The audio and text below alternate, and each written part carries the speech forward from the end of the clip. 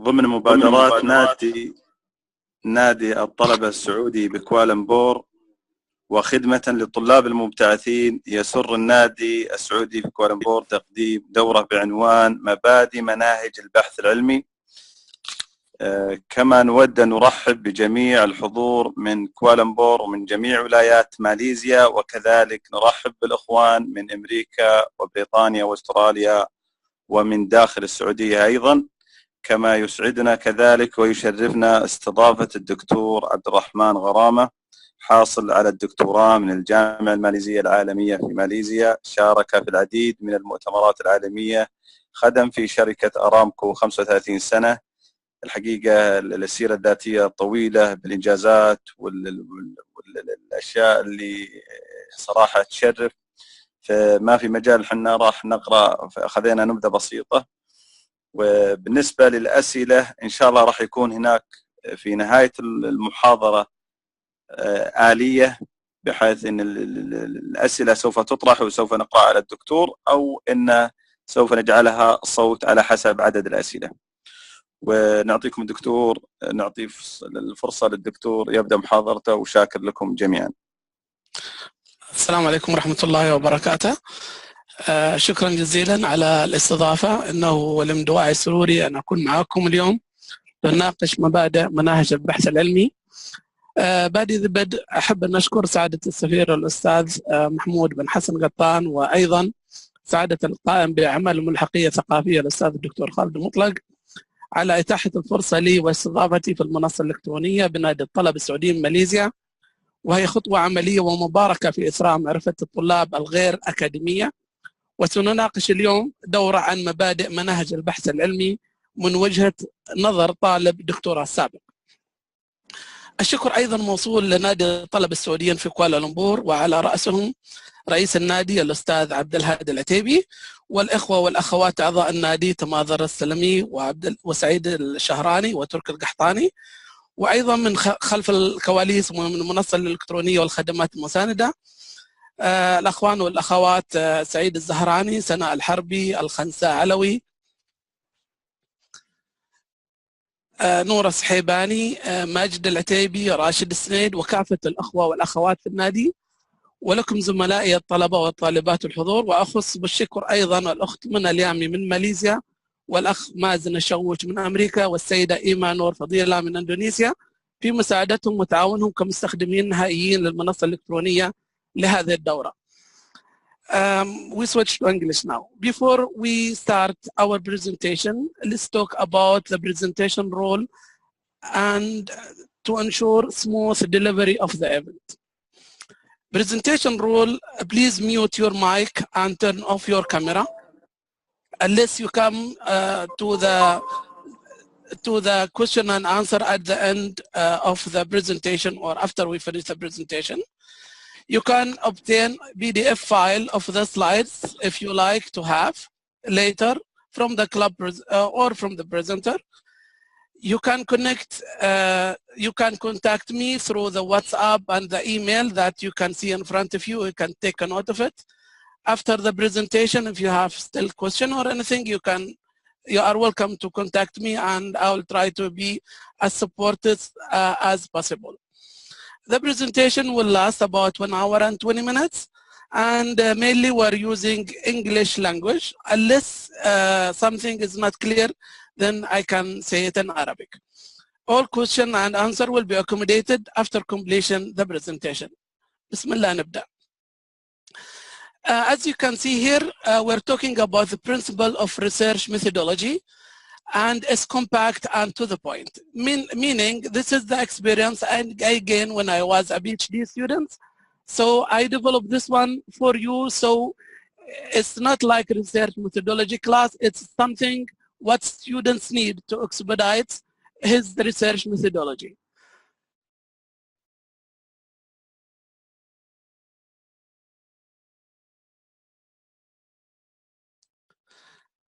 As I was mentioned by the presenter, I'm certified trainer and I'm affiliated member of MIM. I will not talk too much about myself because I have already You are already know me, and this you will see it in the slide when we send it later. So if you want to know more about my my career or what I have done, it's handy. It will be part of the presentation. Also, I have some hobbies from traveling to writing, and inshallah, wish me good luck on my first book. This is one of the things that I always emphasize to all presenters. In future, you have to give acknowledgement for people who help you. This is a good habit, and as ethics you should contain. It should be part of your presentation all the time. Today, our agenda will start with the definitions, so we are on the same page, and then we'll talk about the objective. And one most important part that some of the students, maybe they don't pay too much attention on it, which is how to select the topic in the first place before you start your research methodology. And the research methodology, the design itself, it's the main part of the topic that we're talking today.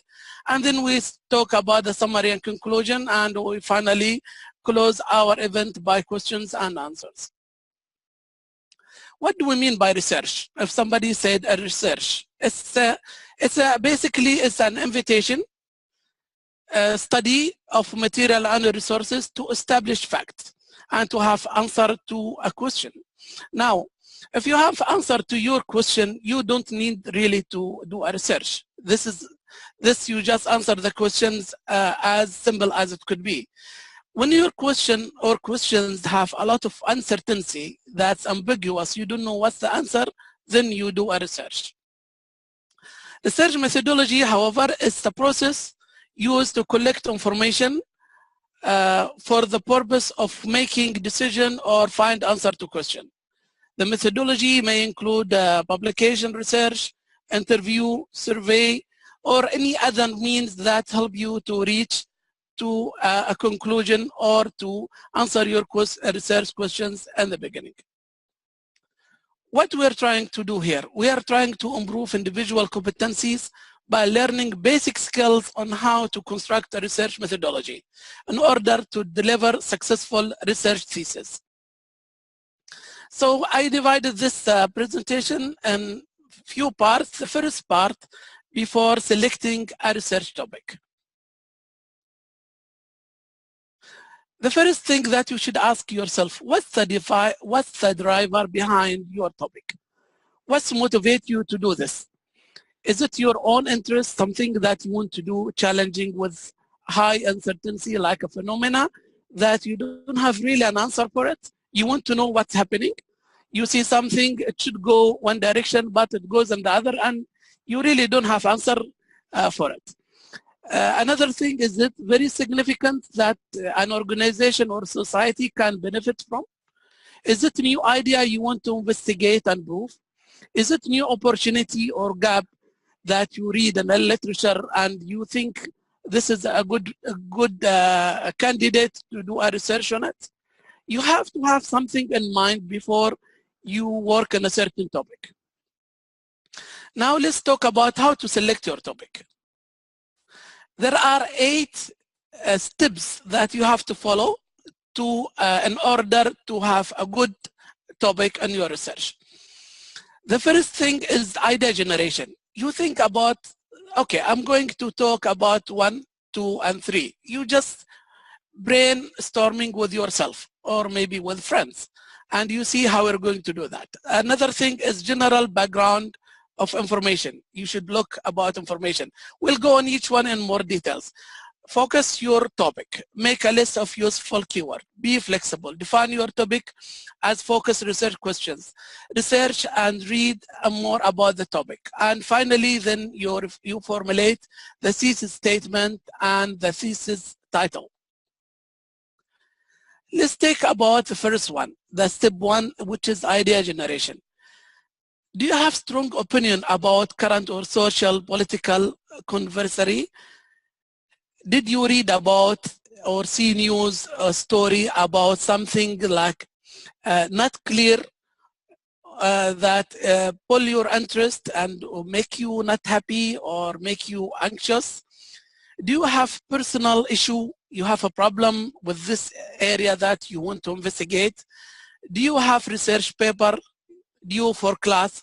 This is one of the things that you have to sit with yourself, talk with yourself, or maybe with a friend, try to get something like a topic, like something that you want to make a research on. Is there an aspect of class that interests you, learning more about it? This is one of the ideas that you can generate.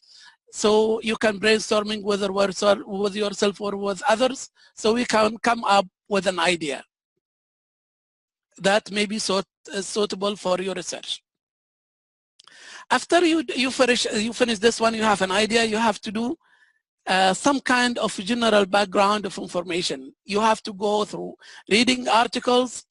When you read articles, two things mainly you go through, which is the abstract and the table of contents. If you think the abstract and the table of contents is something worth that you look, like after, or something of your interest, then you go further. If you think it's not related or very complicated, or like there is no enough information that you can, like sometimes it's something as only fancy subject, like there is no data that you can use and utilize it, whether your secondary or primary data, so you don't have really to waste a lot of time on that. Use periodical index, magazines. Maybe when you go to the library, maybe you can ask the librarian, try to help you to get resources for your topic. Use Google and Google Scholar to find websites and resources. Mainly, if you go to university, they have a lot of subscriptions and a lot of periodics, so you don't have to buy those if they are targeted that you have to pay for. And one of the most important things is to keep your supervisor involved with you and use him as your consultants. Also, your senior students, the one before you, the one they have gone through this exercise, is very important that you consult them. The third point is focus your topic. Keep it manageable. Don't make it too much broad, so you cannot control it later. You end up with a lot of things, and you are limited with even with a number of words that you have to write. Or is too narrow, there is no beef in it, and you find it difficult to communicate because there is not enough information. One of the things that maybe you need to go, you just can go by geographical location. You want, for example, you make an article or a thesis about higher education in Saudi Arabia or in Taif University or in Malaysia or whatever. You want to do it by culture, maybe by time frame, by discipline. You have to group it in one way or another, so you don't make it broad. So as they said, you are boiling the ocean, so it becomes like unmanageable. The fourth things, make list of useful keyword. Like maybe you want to talk about something, and that something maybe you don't find enough information. Just try to look to the synonym of that word, and go and try to search with multiple words. Look, for example, in encyclopedia. Look to specialized magazines. Look through search engine, as I mentioned before. Find broader and narrower terms, and try to zoom your topic so it fulfill your requirements. So there is not too much there that you cannot complete, and there is not too much and there is not little that it's not worth it. The fifth step, try to be flexible. Like during your topic, maybe you find too much that you need to narrow, or too little that you need to broaden. Another thing, maybe you'll find the research, it doesn't worth it. I mean, your topic. So like, for example, if you find, or your advice by your supervisor, you find it's already obsolete, like time theory, that is hundreds of people write on that one. If you're going to write about that one in particular, what is your adding value there? Because that will be very challenging question in your Viva. Make research perform in that area. You know, like if a lot of people did research in certain area, and your contribution will just be like a repeating of some of this experience, maybe you don't need to do that. Define your topic as focus and research questions. Now you begin with the word and what is this? Okay. Begin your word and develop more focus of interest and aspect of something relating to that word. Then begin with a question. For example, let's say have an idea. You're going to talk, for example, Frank Lloyd Wright, or modern architecture. Research question could be, how has Frank Lloyd Wright influence modern architecture? For example, I am IT person. This guy is architect, like engineering. So I could write some research on that one, but I have to focus my research and I have to ask the right questions so I can get more information. The focused research question could be like this. What design principle used by Frank Lloyd Wright are common in contemporary homes? Now, when you look to this guy, you find he has make a breakthrough through the architect where he thinks the nature is part of the design, okay? So that is the thing that he brings. Now, if you want to do like research in that, maybe you can use it in Saudi Arabia, or maybe you can use it like on space, like not space, like outside space, like between, for example, the ceiling and the floor. Something from that nature that you add value to this one, or you're looking for a certain area or a certain culture or a certain country, something like that. The seventh step is you read and read more. You reviewed your topic again, and you try to focus and see some other researcher and other reading before you select the final topic. Does it really worth it? Do you have enough information? Are you convinced this is going to let you go through the proposal phase that you think is an added value and you have some kind of contribution there? This is, you know, just like an idea. You will have more when you do your thesis, but this one is just give you an idea when you start trying to find your topic. The last step in here is formulate a thesis statement. Write your topic and thesis statement. This may be the background or fact that seek answer on your research, or maybe a clearly state of the purpose of your research. Your thesis statements has 2 or 3 sentences. You know, it's just small and concise. Let's talk about our friend Frank Lloyd. We can see here, like this is an example. Frank Lloyd writes design principle, including his use of ornamental details and his sense, space, and texture, opened a new era for American culture. His work has influenced contemporary design. The aim of this research, for example, now this is what you want to do. This is, you know, like background about what this guy did, and this is what's your part.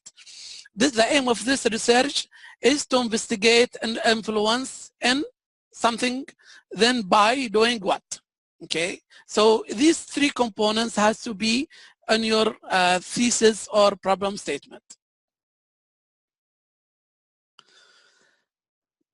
Formulate a thesis title. The title of your thesis is very important because it gives an idea of the reader how he is going to accept or to read your book.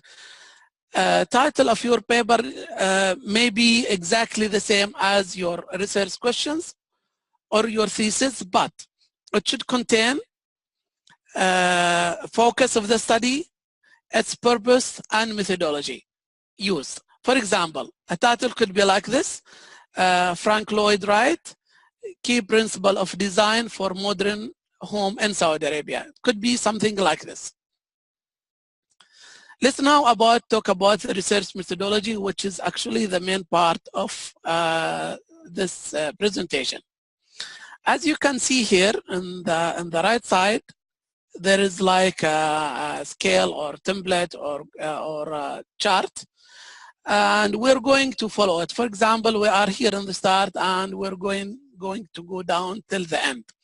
So the research design, as you can see in here, we have something here before the introduction, which is usually the abstract. The abstract, usually you keep it at the end. After you finish your thesis or after you finish your paper, you do the abstract. It's just not beforehand. For example, in this one, we have like introduction, we have literature review, we have research methodology, we have data collection analysis, and discussion and funding, and conclusion and future work.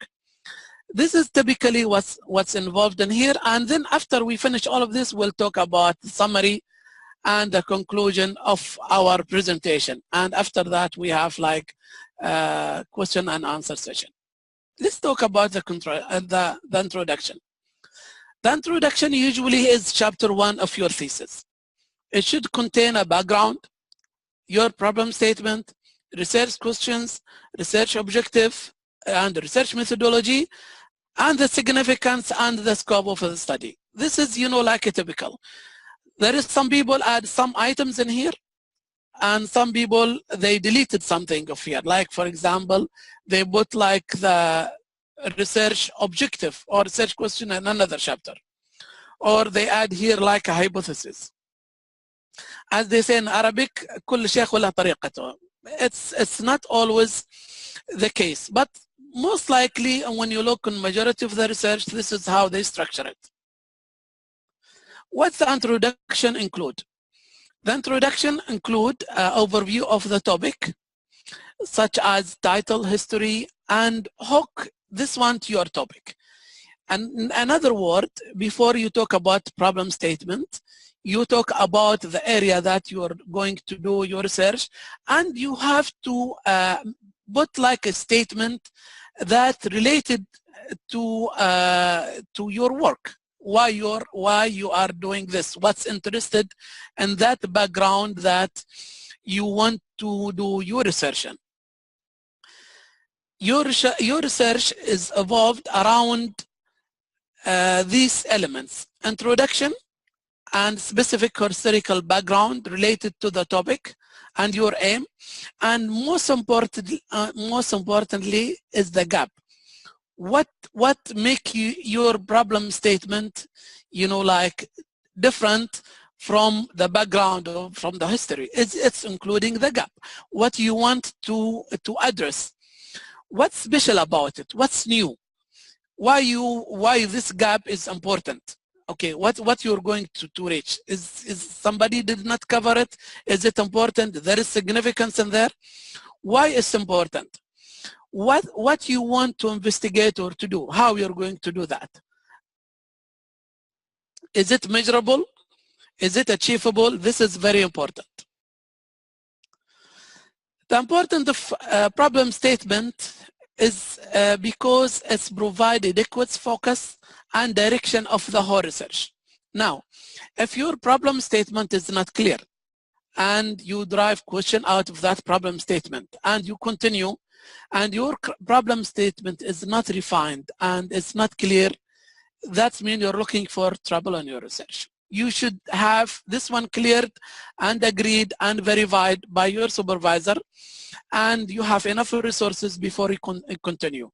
You have also to identify key variable of your study. Your key variable is your hypothesis that is driven from your questions. Then suggest appropriate method. How you're going to do that? You're going to do it qualitative, quantitative, mixed method, experimental, case study, how you're going to reach that. All of this has to be clear from the problem statement and from the questions.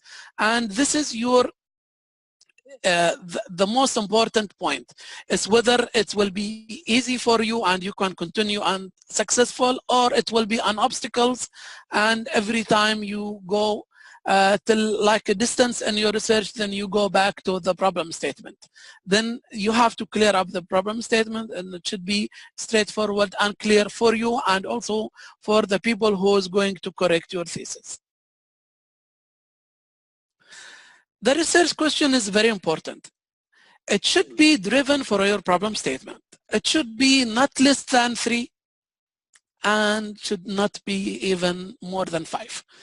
If it's less than 3, this is not enough. If it's more than 5, then you're looking for trouble, because you have to deliver, you have to drive variables, and you have to drive also questionnaires and interviews maybe, and your hypothesis, I mean your research, will be expanding, and it will be very difficult to cover all of this area.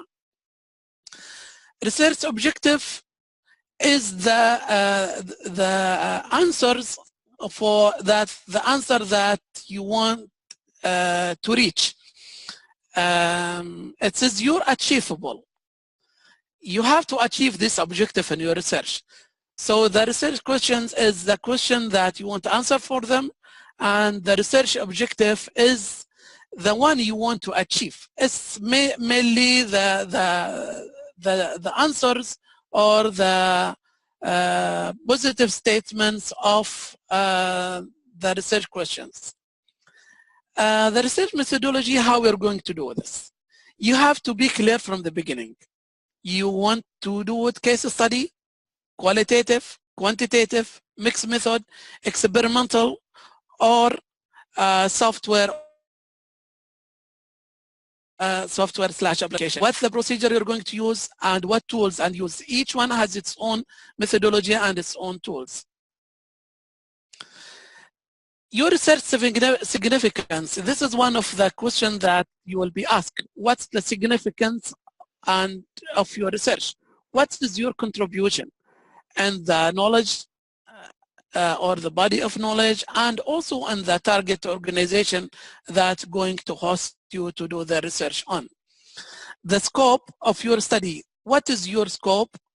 What's in it? What is not in it? You cannot boil the ocean. You have to be clear.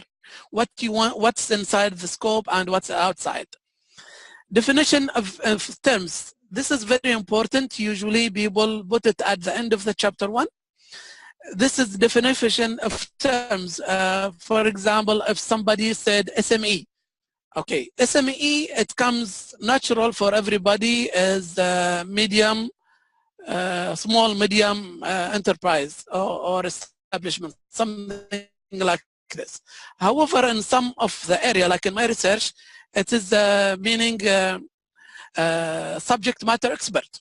So if I don't do this one and the term definition, I make people confused. So your definition of terms has to be clear. Also, you have to, it's good to make organization of the thesis, you know, like general outlook, maybe chart or something like this. And at the end of each summary, you have to do 2 things. You put a chapter summary and you put like connection to the next chapter. Okay, so your thesis will be like consistent and meaningful, and people will enjoy reading it like a story. Okay. Now we are moving to the next part, which is the literature review, which is very important. It's a description of literature review as relevant to a particular topic, like you're doing a literature review related to your topic. What other people said, who are the key writer in that area, what theories and framework that was there, what's their hypothesis, what's their question asked, and what is the appropriate and useful method, and their methodology, what they have used. It consists of 3 parts. You have to make introduction, define the topic, and state the reason behind choosing these topics. You could also point out overall trend and gaps and the themes that merged. Then the body, which is your contribution, or what you think about what they say. Okay, you have to do it like critical thinking. It's not telling a story. They wrote something, maybe you agree or maybe you disagree, or maybe there is a gap there you want to address. You can do it like by chronologically, you can do it by thematically, or by methodology. You have to stick with one of those rules and see what they're saying and what you think about what they're saying. And at the end, you have to come up with summarize with their major contribution by others, and you have to evaluate their current positions and what you want to do. You know, this is your gap, should be somewhere here. Now, when you do like a literature review, you have to consider two things actually. The thing that is related to your research and the thing that is not related to your research. Like if you have more than 10 years, this is a history. You could mention it, but it's not really something that you want to focus a lot on it. However, the next 10 years, which is the one before 5 years and the one next 5 years, this is where you want to target. You want to see what other people said in the last 5 years. Now we are the end of 2018, so you're going to start in 2013. And you should address something to 2022. You know, like this area you should fund. If it's, for example, less than or more than 10 years, this is a history, you can mention it if it's like everybody knows it and it's worth mentioning. And if it's more than 5 or 10 years, this is completely not your domain. This is, you know, something, an idea, and very rarely you'll find the resources. And if it's more than 10 years, sorry, the first one is 5 to 10 years. This is, you know, like another domain, and maybe it's not your area. This is something that you will not find a lot of information on it. If it's more than 10 years, this is, you know, like somebody will say, you have to prove this one, and you will not find truth, and you will not have enough sources. It looks like science fiction, and maybe you should not go to that area. And now we'll talk about the research design, which is chapter 3, which is the main focal of our event today. You have to define which method you are going to use, whether it's conceptual, like qualitative, quantitative, mixed method, or like practical, like experimental design, or like development of software. We're going to cover the model development, the development of questionnaire, formation of hypothesis, research approach, research methodology, instrumentation. And finally, we're going to talk about techniques and procedure that we're going to use for most of these. Why there is a need for research design is to improve understanding and roadmap of the situation under study. It's very important to decide at this point how you're going to conduct your research and what methodology you're going to use, because you're going to use tools and maybe statistics and maybe a survey or questionnaire. So it's very important to decide at this point what tools you're going to use and what design you're going to follow. And this will be identified in the research. You remember when you put like research questions and you put hypotheses, you need to develop research design, how you're going to reach this. Identify variables, and this is very important, especially for the quantitative research. You have to define variables, how you're going to do your hypothesis, how we're going to measure them. Formulate the hypothesis and test them. You have to test to make sure these hypotheses turn to give you a positive or negative result. The research design, you have conceptual design, like as I mentioned before, like quantitative, which is usually consists of survey mainly, which has independent and dependent variable, and sometimes they have moderator variables.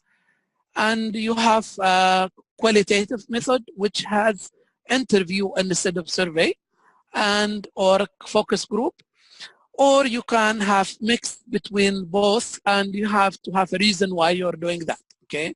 Most likely, if you have like a survey and you want to see what's wrong, maybe you want to like interview with a focus group or with the management or subject matter expert to explain why that takes that trend or that direction. You have also you have case study, which is mainly observation, or practical, as I mentioned before, like application development or software design, which usually is tools, and you end up with a working product, while the other one is only theoretical. There is no actually product other than a theory or a model or framework. Model development, the theoretical model entail main theory that inform you, like if you're going to develop a model, based on what? You cannot say you come up with a model from your mind without deriving it from other models or from a fact or from influence. You have to mention how you develop this model. So if you just bring it like that from nowhere, I think it will be difficult to justify. Concept that you are exploring in your research. What concept, what you want to say.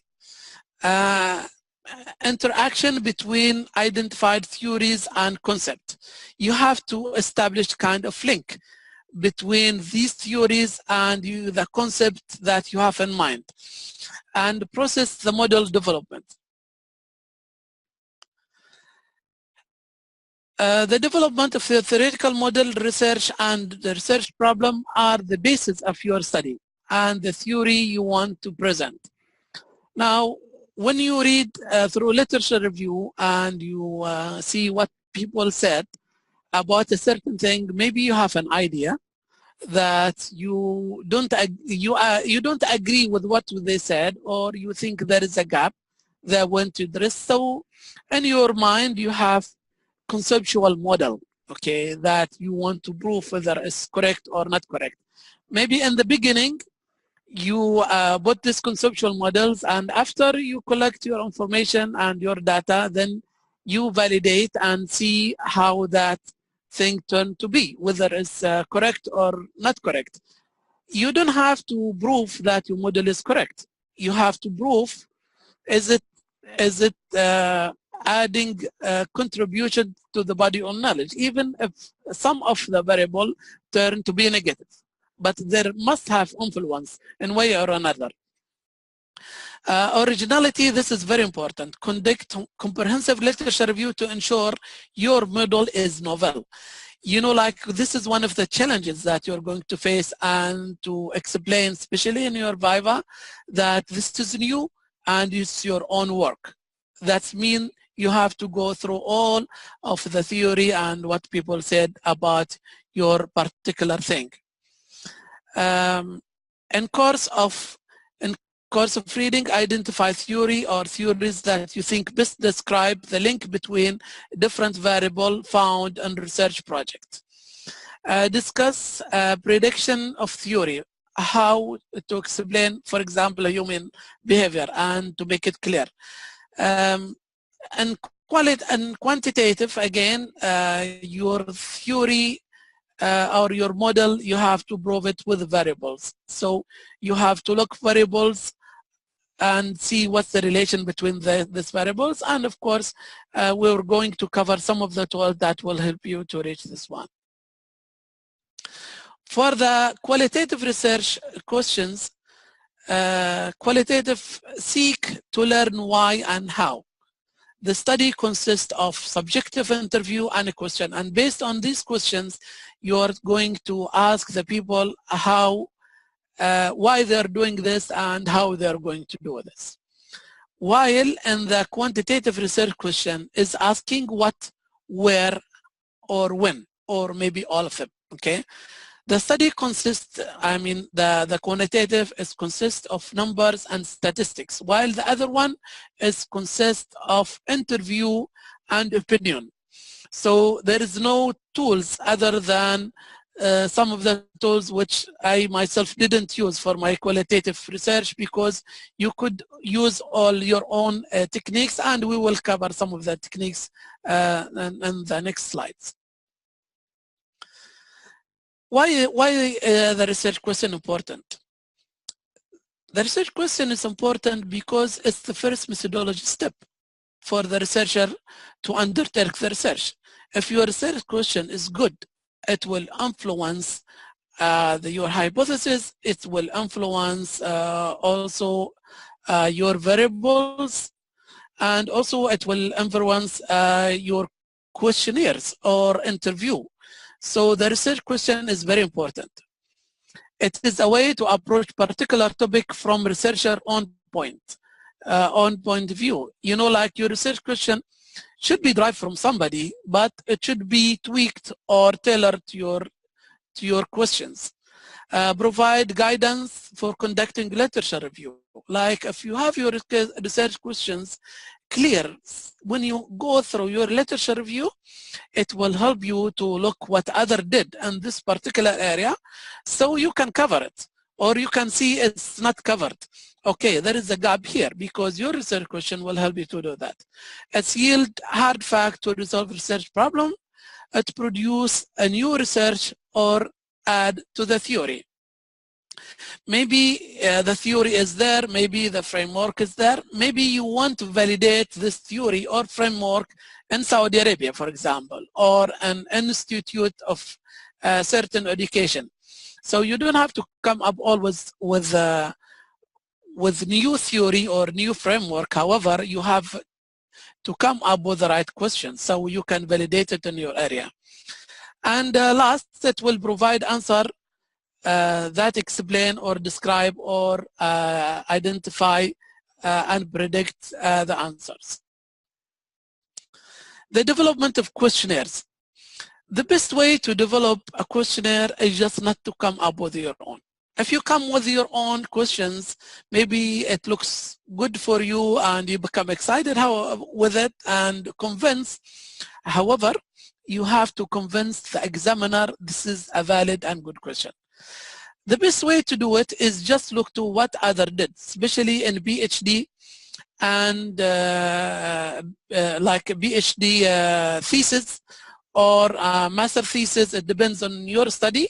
If you are a PhD student, then it's better to go for PhD because they will not accept the master thesis. Or if you're going like to do, for example, like doing a participation technical paper, then you look for another articles. So the best way is just to adapt or adopt some of the existing questionnaire that already validated by others. So you don't have to justify. You can drive. You said, I use this one because X and Y used it in this area and a similar area, so I think it's good for my thesis, so I accommodate it. The quantitative questionnaire consists of demographic information, numbers and statistics, and it consists of two categories. Most of the things that in business or economics or all of this, it's correlation. Okay, that means you have variables and you want to see how these variables related to the others, especially when you have models you want to verify. However, in the practical or software development or medical or biotechnology, you're going to do the experimental one, which is you want to see things now, and after, for example, 1 month, you want to see what happened. So you have to collect sample over interval times of time. While in the correlations one, maybe one time is enough because it should be the same whether they're connected now or later. Development of questionnaires for the qualitative. As I mentioned, there is like different way to do the questionnaires, and we think, or I personally think, the best way is to adapt it and adopted from previous studies. However, if you have mixed method, it's better to derive the qualitative questionnaire from your quantitative. It should be, you know, like concise. Like, for example, you have 20 questions covering 6 areas. And for the qualitative, I don't think if anybody will give you that time, because usually those people are busy and you want to see their opinion. So maybe you drive summarize or condensed questionnaires from the quantitative. So if you have mixed method, your questionnaires both from the quantitative and qualitative should be similar. And actually this is the main purpose of the mixed method, that you have different approach for the same thing and should lead you to the same result or explaining each other.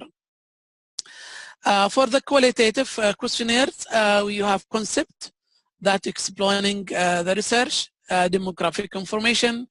Better you do it face-to-face if it's possible, or through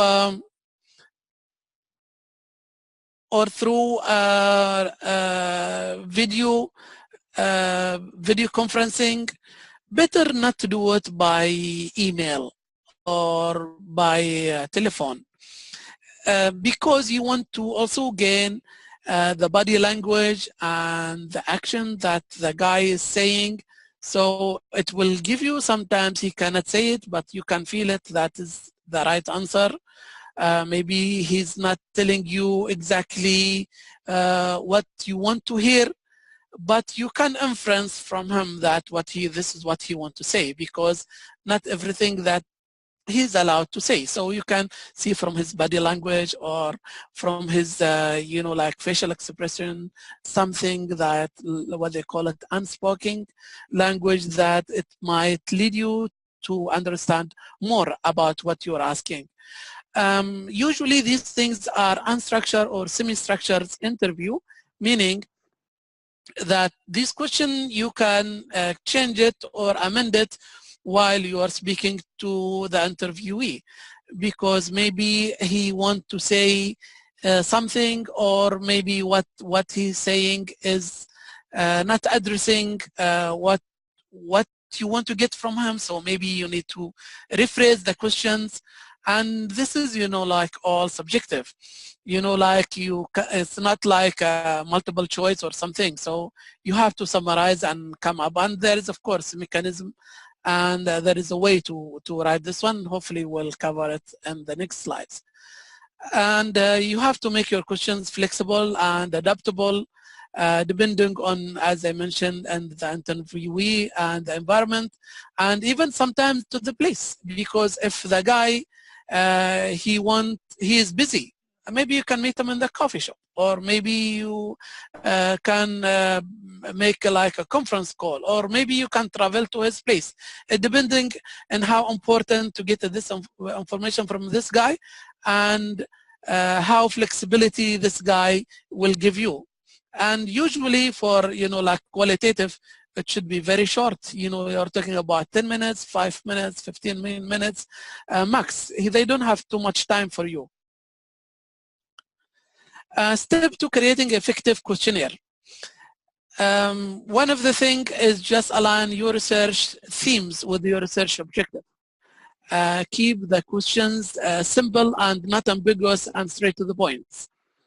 Choose the best delivery method, like you send it by WhatsApp, or you go physically, or you can make a telephone call or send by email. What's the best way to reach those people? It depends. If those people are in your reach, that means physically, better you go and approach them, you know, like personally. Select the right questions, and of course, select the correct audience, and share with others, and consider their feedback. And sometimes it's important to share these questions with other people in the field and to see what they think about it. Another word, to validate it, especially for the qualitative questions. And if that is the only question you're going to ask. Because for the quantitative, you can do piloting. But for the qualitative, there is no piloting. But you have to, you know, like prove of concept, or this is the right question, so maybe you ask like an expert. Formation of the hypothesis. The hypothesis is a statement or assumption. You are assuming something, you want to see whether it is supported or not supported. This is, like answer to your search question. Provide tentative explanation for the phenomena under study. Measuring or testing and verifying entities. Again, hypothesis is only for quantitative. So if you have qualitative, you don't have to do this part.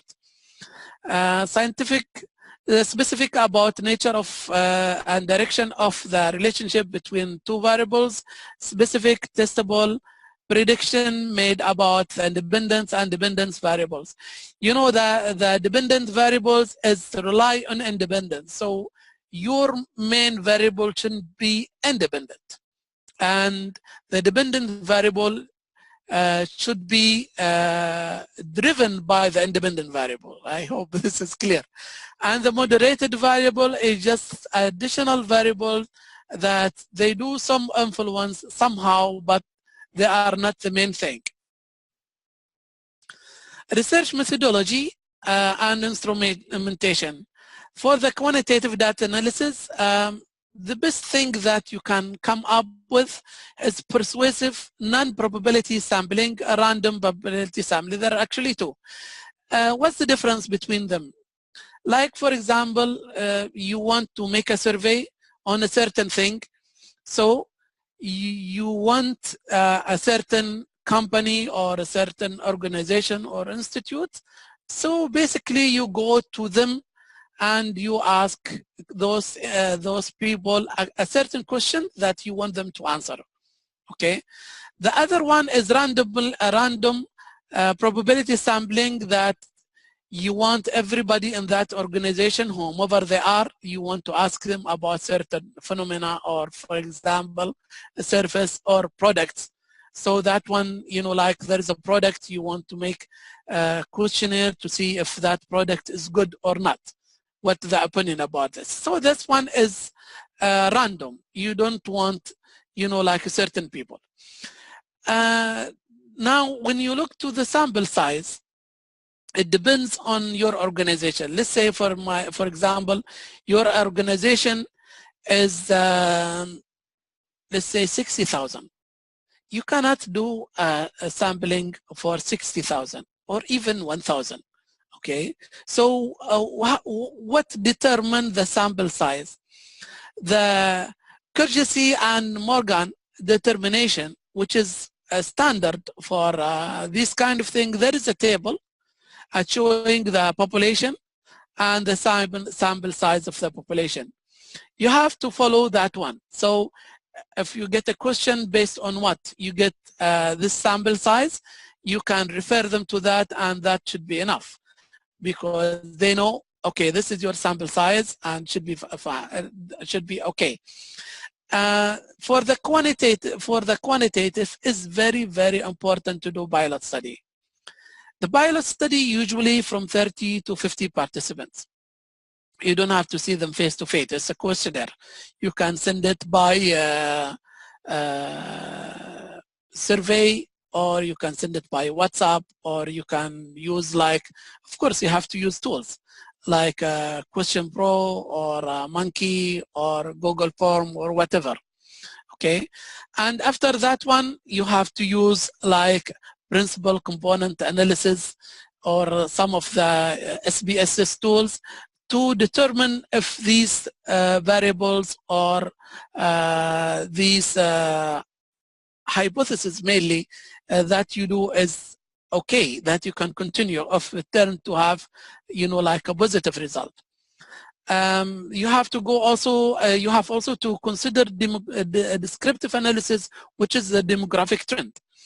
Okay, the number of population, their ages, because later on, when you see something that is not clear, you can refer it to it. There is something also called post-pilot study finding. Now, after you find your finding and you are satisfied with it, then you take this finding and the direction to do your full study. Your full study, as we mentioned before, you have to follow the termination of the scales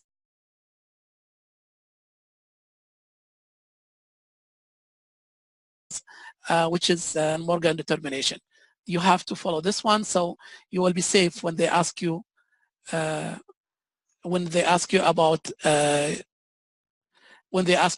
how we come into the pilot study. Sorry, I was looking for the connection. For the qualitative study, there is two ways, whether you do quota sampling or you do snowballing sampling. The quota sampling, like you have a certain number that you want to interview at one time and you get your appointment and that's it. The snowball sampling is a bit different, where you have to collect sample multiple times to make a comparison and to make sure. Usually these ones like in medicals or new products or experiment or something like this. But for business administration or IT, I think the quota sampling is good enough. Sample size, you have to do like predefined interviews, and don't put too much of those because this is not qualitative, not quantitative. Maybe like 10, 20 max, something like this. And when you do this one, the sample size, and you get all of their feedback, you have to do something called verbatim transcription, which is mainly your input or the write-up that you do in the transcript. You develop a general sense of data, and then you summarize the main point, and then you generate themes out of it, and out of those themes you start your discussion and analysis. So there is 4 steps. The transcript that you wrote, then you develop a general sense of data, and then you extract the main point of all of these interviews, and then you generate themes, and based on these themes you start your analysis. The case study, however, is the observation. There is 2 types of observation. You examine or see the existing company records, and the other thing is that you see how they do their job. So you compare this one with your literature review, and you see where they're going, and after that you come up with your own analysis and your own conclusion, and the result, of course, before the conclusion. And that sample size, you could have single entity, certain location, specific time and frame. You know, like it's good to have sample size from different area, but sometimes you cannot do that due to some constraint that we will mention it in the limitation later on. The research approach. This is, you know, like the steps that you need to do it, like procedure or techniques. Like you want to do your sample size and you want to do the approach. The first thing is start to communicate with entity. For example, if you are in Malaysia, maybe you want to communicate with a certain university, certain hospital, certain company like Petronas, and here in Saudi, like you communicate with a university or Sabic or Aramco or Saudi Telecom. You communicate your intention, and when they agree, okay, to support you, you have to accommodate the requirement. Like, for example, the non-disclosure policy. You have to keep everything like anonymous. Sometimes they don't want to have any kind of trace that the people will track to find out who are those. because sometimes they don't want them, they don't want to be exposed to other side. And this is very important to explain. This is for academic reasons, and there is nothing more than that, and they will be classified as confidentials, and you should, you know, like assure them they're okay, so they can accommodate you. Otherwise, they will say, sorry, we cannot accommodate you because this is like a confidential and we don't release this record.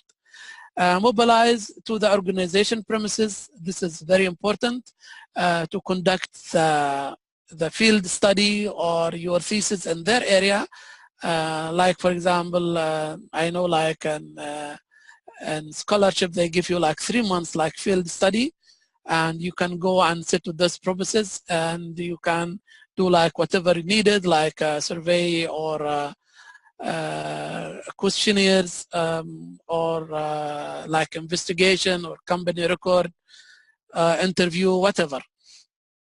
Conduct survey or interview, and after you conduct this information, you don't do the analysis there. You go back to your institute or university and do the analysis there. And it deserves also, it's worth that people will ask questions. I mean, you give them the result or the feedback that you come up with, and try to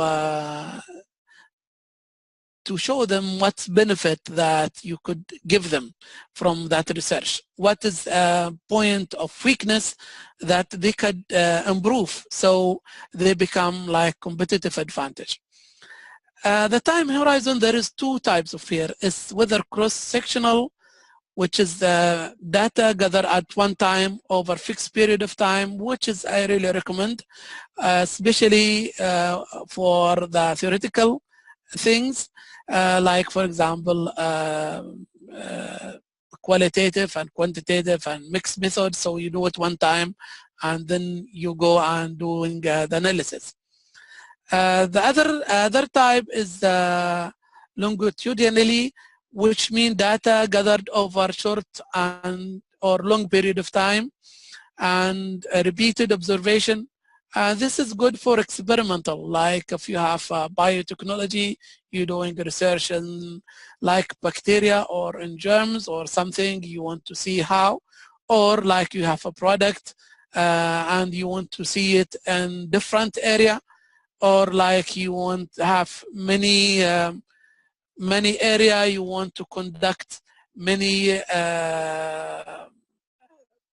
survey in different areas. You cannot do it all in one time. You have to travel, and you want to make like interview. So this, you use this one. But usually you don't have to do that if you don't have really an experiment or something that drive you to do this second type of time horizon. The pilot study is very important for the quantitative, as I mentioned before. You have to design a quantitative questionnaire, select survey tool like what I mentioned before, Monkey, Question Pro. I recommend for you, if you are doing multi-language, to do Question Pro, so the database will be one, the interface will be different. So if you want to do like one English, one Arabic, you don't have to do 2 survey. You can do one and the tool support you, and for the system is basically one language, but the interfaces look different, depends on the language was selected by the user. Distribute the questionnaire to a limited population, as we mentioned before, like 30 to 50. Evaluate and validate the result using statistical tool SPSS, and remove questions that you think it does not add value. This will shrink your questions a bit, and maybe there will be a question that you need to ask, you forget, so you will add it in your full study. So your full study is basically driven by your pilot study. That's why it's very important to do pilot study, because if you go full study without going to the pilot study, this will be a really hard time for you of the result turn to be not good, or the questions are not supportive.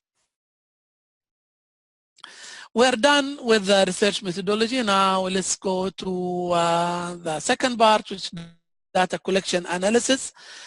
For the quantitative study, we have many things that we have to cover. We have to do first data screening to make to clean the data, make sure everything is okay and correct and meaningful and answered in full. We will look also to the missing data. Sometimes you have to use some techniques. If somebody wants more information about those, maybe he can send me WhatsApp message or something. I send him some more information about how to deal with this missing data. There is many methodologies to use. You see what you're going to do treatment with outliers. You have to check the data normalities. You have to make sure that there is no multi-collinearity or singularity in your data. This is very important. All of these things you will find it in SPSS book in more details, and they will give you like variables or threshold that it should be low or more than this. Then you have to analyze the first thing, the demographic information. And after that, you look for answers for quantitative questionnaire. And you do the statistical analysis data, and you have to estimate the hypothesis models, whether it's supported or not supported. At this point, you will see somehow if your hypothesis framework or models or your study is going to fly or not, okay, in this one. It doesn't have to be turned to be always negative or positive, but it should be supported one way or another, not give you something not clear. And finally, you will close it with the finding of the quantitative study. For the qualitative, it's answer to the qualitative questionnaire, finding of the qualitative study. As we mentioned before, after we do the finding and we doing like theme generation, we have to do analysis of those, and then we develop our own idea or our own assumptions based on what I'm finding and what was written, what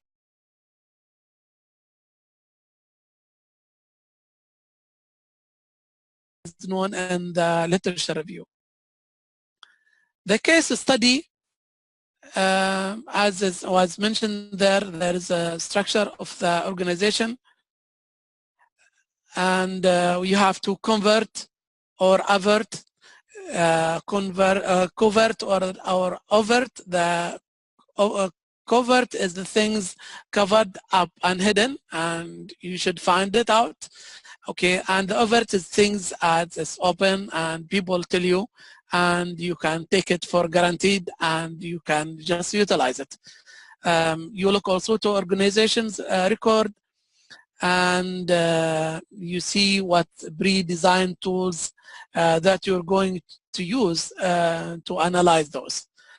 For the observation, sometimes when you make interview or see people, they are saying something, and when you look how they are doing it somewhere another.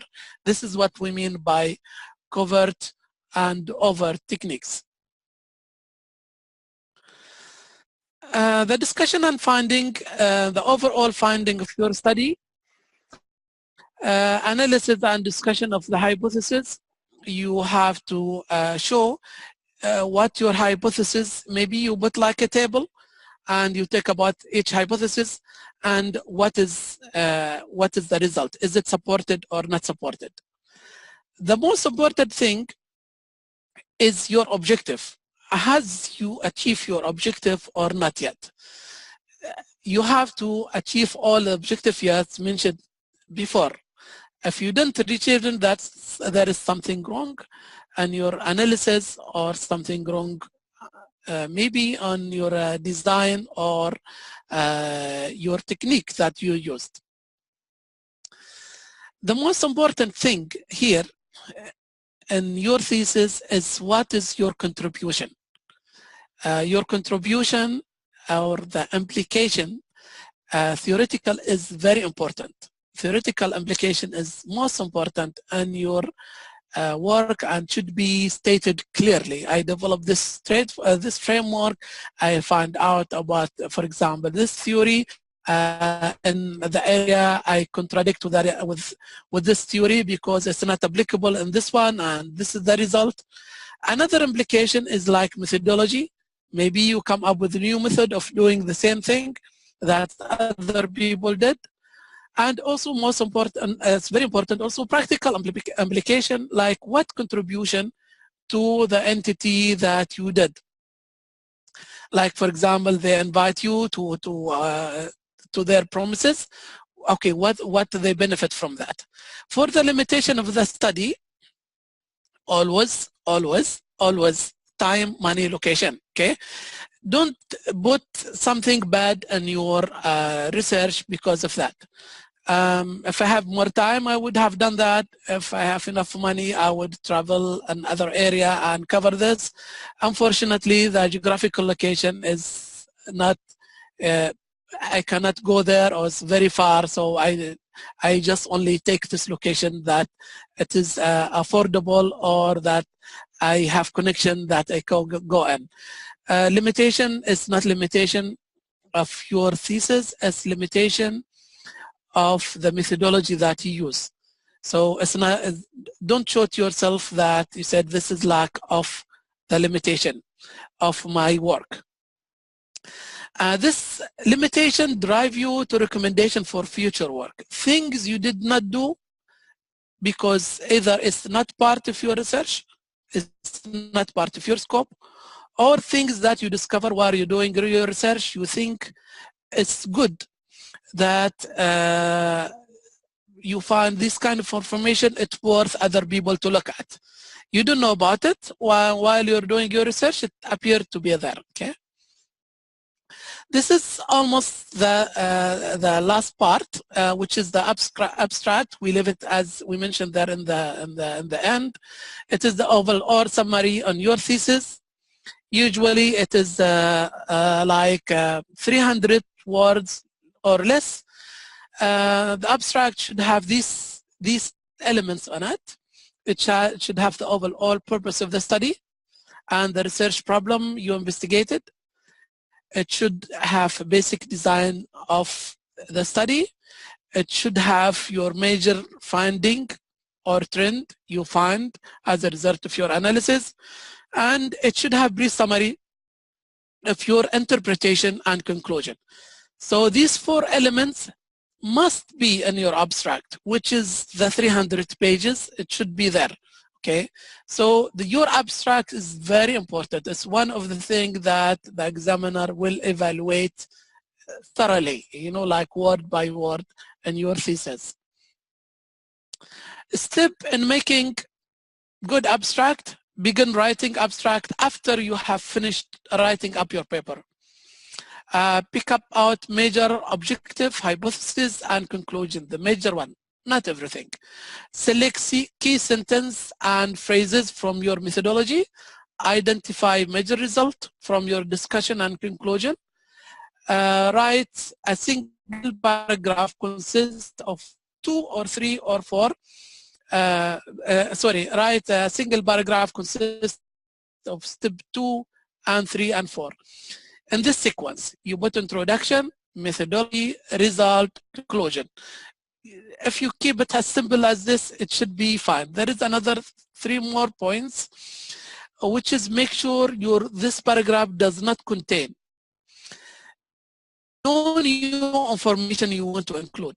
Your abstract should explain what's in your thesis, not something new. No abbreviation should be there. No discussion of literature review should be there.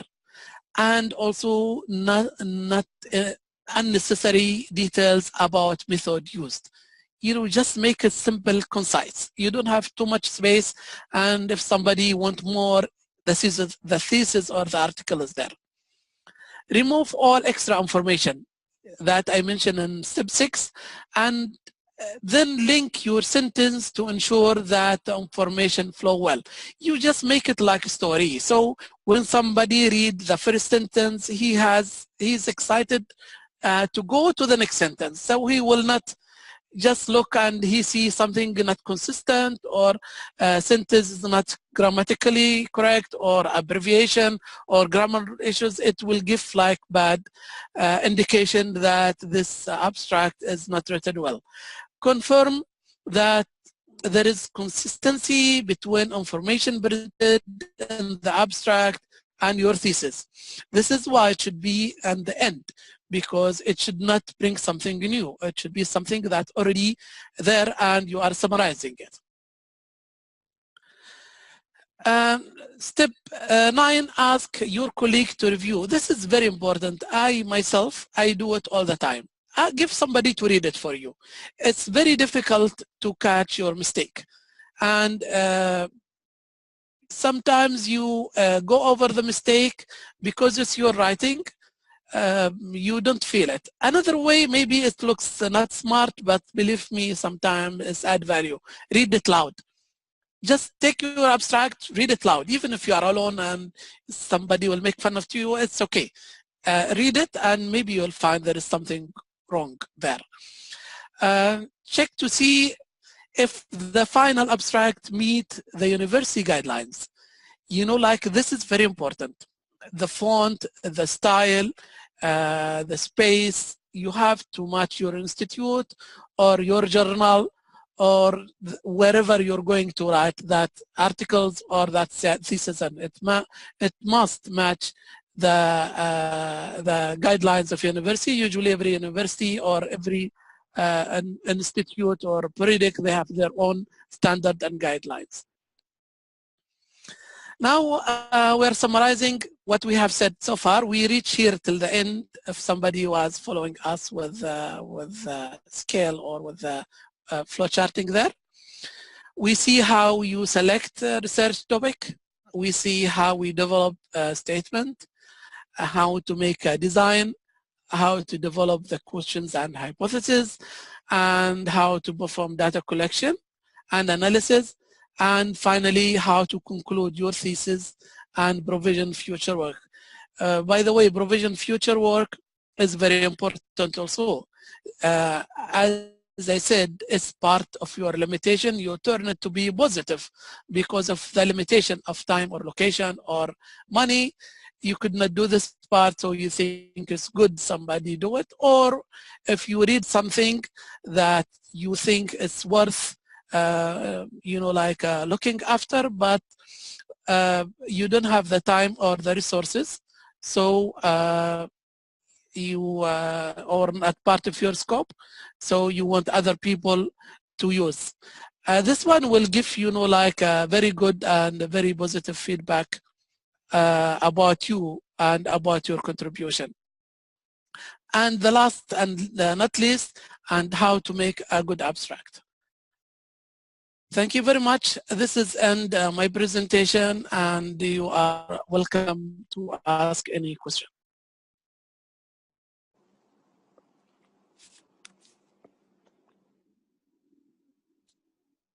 I leave the mic with our colleagues there in the club.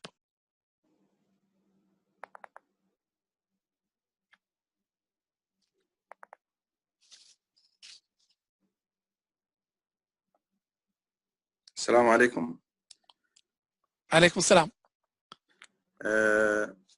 باسمي واسم إدارة النادي السعودي في كوالالمبور نشكر الدكتور عبدالرحمن غرامه على مجهوده وكتب الله أجره، وكذلك نشكر جميع الحاضرين، وسوف يكون هناك لقاءات ودورات مع محاضرين وشخصيات إدارية قريبا بإذن الله. إذا كان في أحد من الحاضرين عنده سؤال نقدر نفتح له المايك ونجعل المداخلة صوتية إذا حاب، أو عن طريق الشات.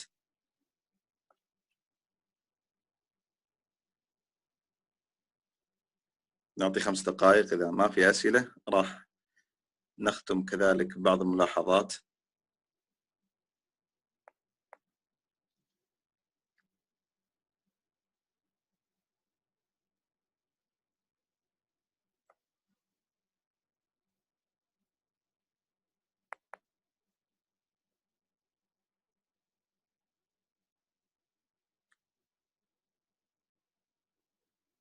طيب نشوف الشات. بسم الله. طبعا المحاضرة مسجلة إن شاء الله وراح ترسل، راح يكون في إيميل. نعم المحاضرة مسجلة. تفضل تفضل أخوي عبد العزيز، استفسار بخصوص الليترتشر. تفضل عطنا سؤالك.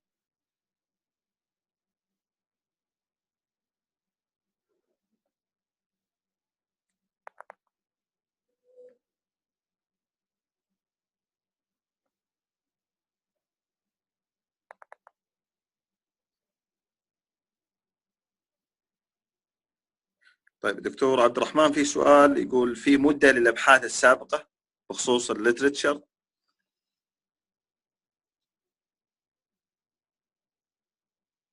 يا دكتور. ايوه اخي العزيز.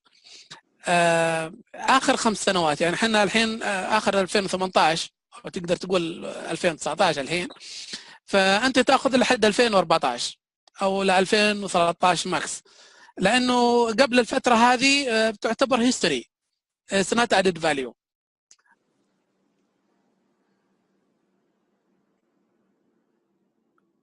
Is that answer your question?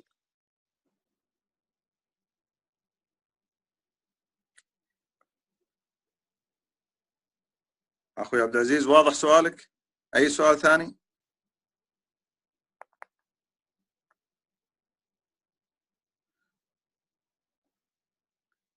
طيب في كذلك سؤال دكتور عبد الرحمن بعد إذنك. تفضل. طبعا بخصوص الباوربوينت إذا تقدر ترسلها، طبعا كل الأمور هذه راح تنسق مع الدكتور والإدارة، وراح نبعث لكم إن شاء الله إيميل بأي مادة متعلقة بالمحاضرة، سواء الفيديو المسجل أو أي ماتيريالز إن شاء الله راح يرسل لكم في حال الطلب. بالنسبة شو اسمه، بالنسبة للماتيريال I will send it to أحد الأخوان تماظر أو أي أحد من الكلاب أو أنت as a PDF file، وإذا أحد برضو يبغى أنا أرسلها لهذا الرقم الواتساب حقي يرسل لي إياه وأنا أرسل له إياه PDF file no problem. أوكي، يعني نخلي التواصل معك دايركت يا دكتور؟ اللي يبغى بيننا تنسيق، راح يكون في تنسيق. أنا برسلها لكم anyway، بس إذا أحد يبغاها يعني الآن اوكي بعد ما نخلص يرسل لي على الواتساب وارسلها على طول PDF فايل، ما في مشكله ان شاء الله. واذا احد برضو عنده اي استفسار حتى لو مش الان في وقت ثاني also if somebody have any question even later don't worry, just send me like a question on WhatsApp and I will answer you, so it's fine, either way is okay. طيب يعطيك العافيه دكتور. سؤال آخر من الأخت ريم. For the literature review, what is the information that needs to be included when they're referring back to other researchers? For the example, is it important to including methodology or only the findings? For the literature review, what you're looking for, like for example, let's talk about, for example, X, subject X, okay? You want to have a critical thinking about what this guy wrote about about this subject. Now, you have whether you agree with him or you don't agree with him, or you there is a gap they didn't address. You don't have to go through all of them and agree, disagree, and all of them. No, you can just list, like for example, you have a framework driven from multiple theory, and you have something in your mind that you think it should be done another way. So you don't agree with them, but you don't prove it yet. So you're looking what they said, and after that you see that you don't agree or you find out there is a gap there they didn't address. ما أدري المعلومة وصلت الأخت ريم, or I could send her, if she wants, she can send me WhatsApp. I will send her sample of what could be. يعني مثلا لو أنت مثلا قريت. وضحت يا دكتور، وضحت الاختريم تقول واضح. أوكي. سؤال آخر يا دكتور، طولنا عليك بس تحملنا لا شوي. عادي، ما أنا وقتي لكم. سؤال تسلم. سؤال من الأخ مازن: ما هي أفضل الطرق البحثية لإثبات السببية أو التعميم؟ يعتمد، يعني بالنسبة لنا في ماليزيا كان الميكس ميثود ذا بيست واي يعني، بس يعتمد إذا كان مثلا أعتقد في أمريكا أنهم they go by qualitative or quantitative. I'm not sure which one. We studied this one in literature review earlier. بس لو أنت عندك خلينا نقول أنت سويت بحث على شركة سابق، وشركة سابق أخذت منها سامبل حسب ال determination table، and في شركة ثانية في أمريكا مثلا عندهم نفس النشاط. You could generalize it there, or you could make another thesis or another study in there to see if this one valid there or not valid there. Does this answer the question, مازن؟ أخ مازن وصلت المعلومة؟ أوكي جيد. آخر سؤال يا دكتور من الأخ عبدالعزيز الشهري: What about the differences between the discussions about my variables in the chapter 2 literature review and the chapter 3 the one related to my hypothesis؟ معلش تعيد لي السؤال مرة ثانية. شكله طويل شوية. لأن وحسيت إني أسرعت في نفس الوقت، معلش. What about the differences between the discussions about my variables in the chapter 2 literature review and chapter 3 the one related to my hypothesis؟ طيب أنت عندك في chapter 2 usually literature review عادة يكون فيها conceptual design، ما يكون فيها hypothesis يكون في الميثودولوجي. now ما أدري، أنا أفضل إنه يتواصل معي مباشرة لأنه still I'm not clear about what he's looking for. بس خلينا ناخذ مثلا خلينا ناخذ شابتر 2. دقيقة بس، خلينا ناخذ شابتر 2 نشوف ايش اللي فيه. يا ليت الأخوان في التكنيكال سبورت تعطون الأخ عبد العزيز المايك إذا أمكن. والله أفضل هو يتكلم دايركت. فعلا أحيانا السؤال ما راح، يعني أنا أحاول إني أفهم. التكنيكال سبورت إذا كان يعطونا المايك بعد إذنك يا دكتور. تفضل.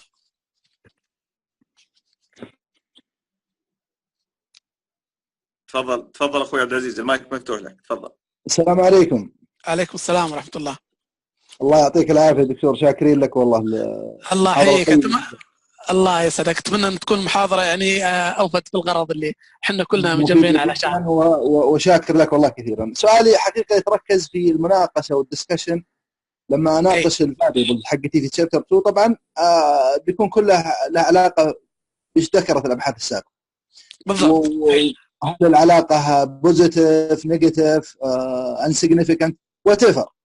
الآن لما أخلص المناقشة هذه حقت الليترتشر هذا في شابتر 2، لما أروح شابتر 3 لازم برضو أناقش عشان أطرح الهايبوثيسيس حقتي. في الغالب إنه آخذ الليترتشر التي تتوافق مع الهايبوثيسيس حقتي، يعني إذا كان أرى أنها بوزيتيف بطرح النظرية اللي تؤيد فكرتي. لكن إيش الاختلاف الحقيقي بين المناقشتين لما أناقش الفاريبل حقتي شابتر 2 شابتر 3؟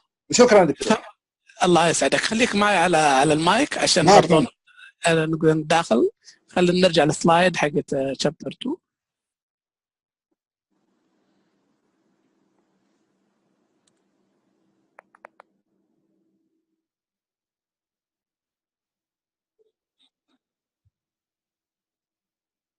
طبعا ما أخفيك يا دكتور، أنا طلعت على أبحاث سابقة في أغلبها أبحاث من جامعات بريطانية وأغلبها رسائل دكتوراه، طريقتهم تختلف شوية. طيب الحين شوف هذا شابتر 2 this is what you should have do there.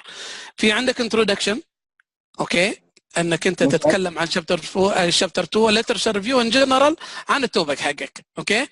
بعدين هنا discuss your sources and critical thinker. يعني انت تتكلم ذا الحين ما قاعد تتكلم عن الميثودولوجي حقتك، انت قاعد تتكلم عن طريقتهم هم. عرفت كيف؟ then you have to organize it in one way or another. اوكي، يا chronologically يا thematically يا methodologically زي كذا، بحيث انك انت يكون في سياق وتسلسل للي انت قريته واللي انت بتناقشه. يعني خلينا نقول مثلا انك عندك 5 نظريات ناقشتهم. اوكي، النظريه هذه مثلا الف تقول كذا، باء تقول كذا، جيم تقول كذا. اوكي، ممتاز. بعد كذا تيجي في الكونكلوجن. هذا السؤال حقك اللي انا فهمته. summarize the major contribution by others. انت summarize الميجر حقهم ايش قالوا. اوكي، وبعدين you evaluate the current position. انت مثلا هم قالوا كذا عن الموضوع هذا. and هنا تلقى اللي انت تبغى هذا المدخل حقك في الليترشر، في الميثودولوجي. انت ما تكتب على الميثودولوجي حقك، انت تكتب هنا الجاب. اوكي، or your contribution هنا. هذا ولحد هنا وتوقف، ما تكتب اي شيء عن الميثودولوجي. انت بس يو منشن انه عندي في جاب كذا في المنطقه كذا they didn't address it، في والله عندنا مثلا بالسعوديه هذه الشغله ممكن تكون مختلفه، ممكن. عرفت كيف؟ بينما هنا في الشابتر الثاني هنا شوف، هنا بسوي ديزاين كامل. شفت كيف؟ you're going to سم. My question is not related to my to chapter 4 actually, which is the methodology. My question is related to chapter 3. اللي هو ايش؟ related to my الفكرة الشيء أنا حتى عندي إشكالية الآن في النقطة هذه. لحظة يا عبد العزيز، أنا الحين بسألك الشابتر 3 عندك اللي هو ايش؟ اللي هو له علاقة بال شو اسم الشابتر حقك؟ فريم ورك. طيب في طيب، وانت مسمي شابتر 4 ريسيرش ديزاين، الريسيرش ميثودولوجي اللي هو شابتر 4. طيب هو ترى الشباب عندي بين شابتر 2 وشابتر 3 اللي هو الدسكشن. لما اجي اناقش كل متغير عندي شابتر 2 اوكي، يعني انا سويت الليترشر ما عندي اشكاليه فيها، النظريات السابقه اللي طرحت، العلاقات، سواء يعني اخذت البوزيتيف النيجاتيف طبعا من الليترشر. طيب ما كان عندي اشكاليه في شابتر 2 نهائيا، لكن لما جيت اطور او اكتب الدسكشن اللي لها علاقه بالفاريبلز، اللي لها علاقه بالفريم ورك حقي، وجدت اشكاليه انها نفس الدسكشن اللي في ليترشر ريفيو، ما في جديد. طيب هذه اشكاليه اللي انا وقعت فيها الان. ممكن مداخله بسيطه؟ تفضل. انت سويت نفس المشكله اللي انا سويتها في رساله الدكتوره حقتي. انا كان عندي شابترين، شوف كيف، وصار في ريبيتيشن كثير زي ما تفضلت الان. افضل حاجه تسويها انه تعطي كل واحد زي ما يقول، تعطي كل واحد حلاله. فهمت علي؟ الليترشر ريفيو تعطيها اللي قلت لك بس. شفت كيف؟ والريسيرش ابروتش او الريسيرش ديزاين هو اللي يكون فيه الميثود. كيف تسويها؟ ارسل لي على الواتساب وانا ارسل لك سامبل عن اللي سويته انا. لاني انا فعلا لما رحت في مناقشه الدكتوراه قالوا هذه ليش هذا شابترين هنا عندك يتكلمون عن نفس الشيء وهذا ريبيتيشن. عرفت كيف؟ فهذه مو بس انت، حتى انا برضه كان عندي نفس المشكله، انه you have to move some of the items اللي موجودين في شابتر 3 وتحطهم في شابتر 2، وريموف some of the items موجودين في شابتر 3 وتحطها في شابتر 4. فيطلع عندك شابتر 1 اللي هو الانترودكشن، وشابتر 2 اللي هو الليترشر ريفيو، وشابتر 3 الريترشر ريفيو، عفوا ريسيرش ميثودولوجي. يعني واحد من الشباتر توزع على 2.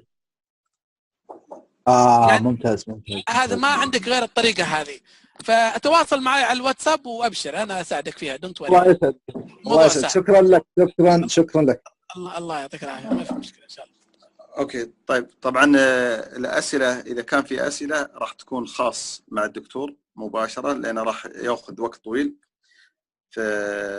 فنحب نشكر الدكتور على جهوده وما قصر، ويعطيك العافية دكتور عبد الرحمن.